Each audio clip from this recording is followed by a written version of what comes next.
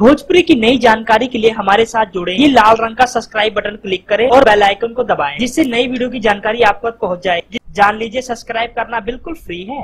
Indian army से मिलने पहुंचे अभिनेता सुपरस्टार दिनेश लाल यादव निरहुआ और अमरपाली दुबे। जी हां दोस्तों, हम आपको बता देना चाहते हैं, फिलहाल ये बात सामने आ रही, सुपरहिट अभिनेता दिनेश लाल यादव और निरहुआ नेपाल को बाय बाय करते, यानी निरहुआ चले लंदन की सॉन्ग की शूटिंग करके अब बिहार वापस आ गए हैं। उन्होंने सबसे पहला काम जो किया वो ये है, हमारे हिंदुस्तान की शान अमरनाथ में हुए आतंकी हमले से अमरपाली दुबे और निरहुआ जी बहुत क्रोध में हैं, बहुत ज्यादा। फेसबुक पर इस बात का जवाब भी लिखा। लेकिन दोस्तों फिलहाल वो अमरपाली दुबे और निरहुआ जी इंडियन आर्मी से मिलने गए थे और बिहार आर्मी को इस बात की बधाई भी दी कि 3 आतंकवादियों को उनकी टीम ने मार गिराया है।